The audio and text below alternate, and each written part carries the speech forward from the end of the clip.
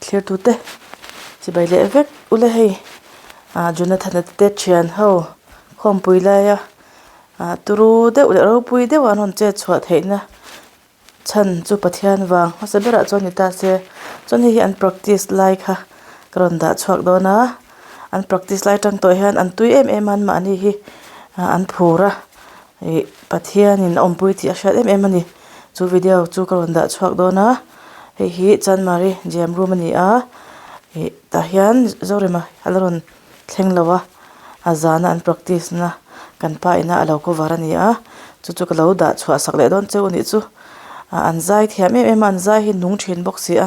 keima po hian voi tam tak en non to ni chu khami zir top zana khawmpui lai an zai khamo chu an zir lai an practice lai ha karon da chhuak le dona a top lama hianin kan pa hi m3kp over ve to dona chhuwa san ve to dona chung vel thil eng mo karon da ve lang ve le don ni chu ron vlog ve le don ni chu tuna ilo thirang a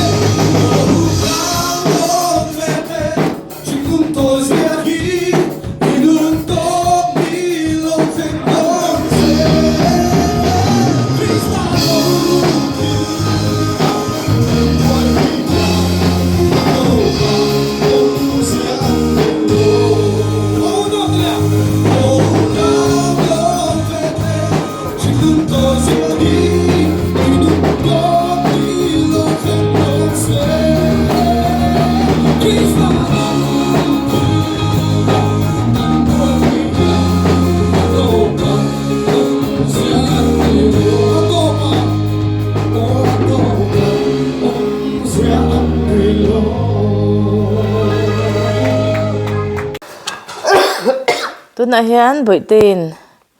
enge kha apa tiang hi apa palai na bet sang sang alo rema apa kha GKP kha lo top pe chep to MGKP kha chu top to a kumina hian top dona a phanu in a bet khawmpui sang sang le palai sang sanga kalna lo remani hi engzat nge ada that lo hi tam tak kan pai bokano pangin in toys na mang thina hei la ho hi kan ron en kwal don ni da that na le kan document tan apa document tur kan lak sakani hi azo me boite ti khan he ti chang han Pakha. Khoi ve nge se ro le ate ha kha khonge chia ro le boite kha Veng gom lo. ve gam lo a boite ka en chin Ram Mona Silo Executive Committee Member MTKP September Bia 2024. Borpui South Pastor Bia ni he boite Kamu thei lo sir. Borpui South Pastor Bia la Ularam wana sai lo. BCM ECM MGKP akwal te kha chargel tur na Baptist Church of Ularam Theyat. Pastor Ularam wana sai lo.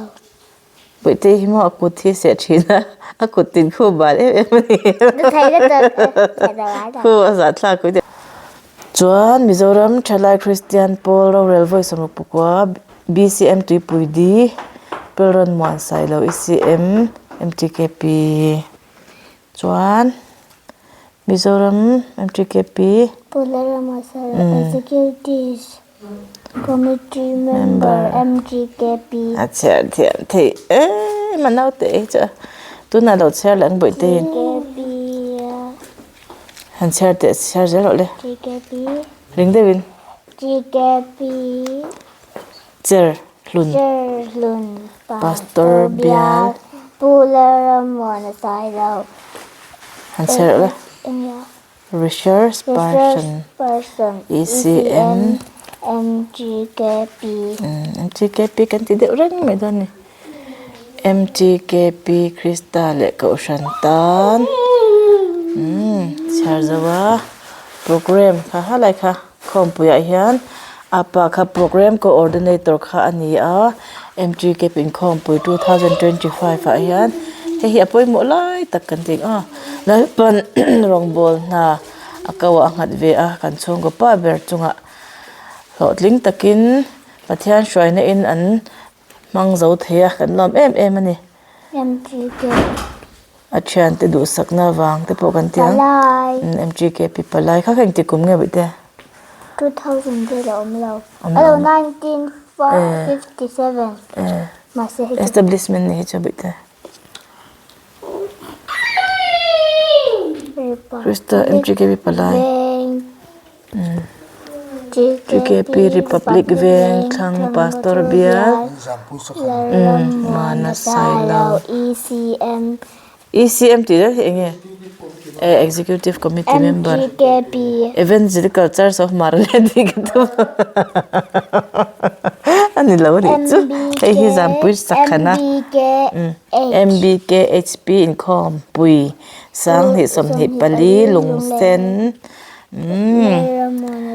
boi te pun lo khal ve aso lo keng ve hu me chuan lo la zel ro le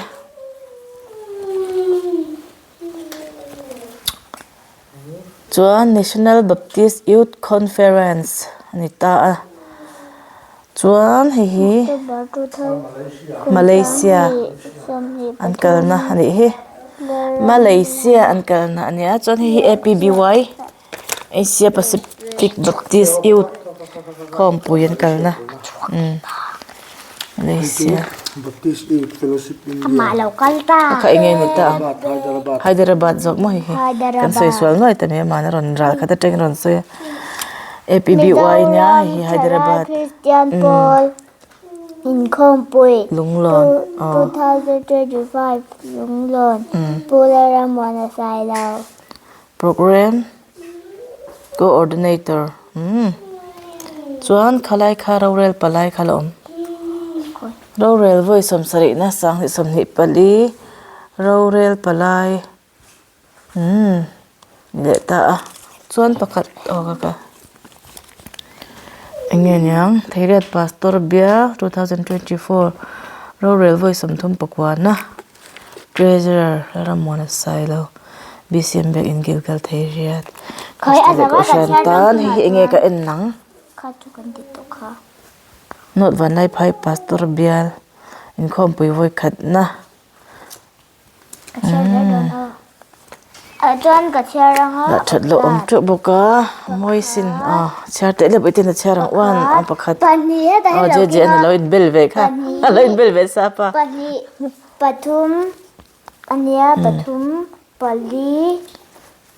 panga paruk pasari pariat pakwa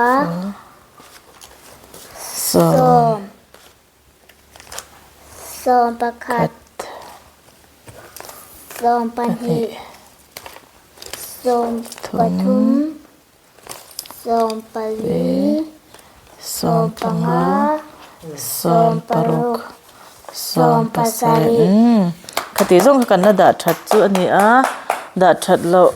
no pangin khol te lemna nan man eng mo zat khoma kan har chuak lai le tuka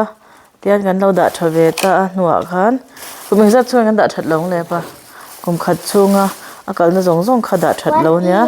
ti hian kan han da thave don ani pathian ina a shwaina zong zonga lom tho kan soya khongai rong bol na khovela kan cham chunga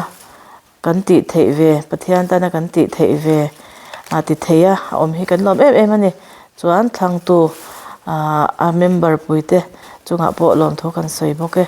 pathian le rong bol puite chunga lom tho kan soi ni ro se bye bye bye ten bye bye chu like and subscribe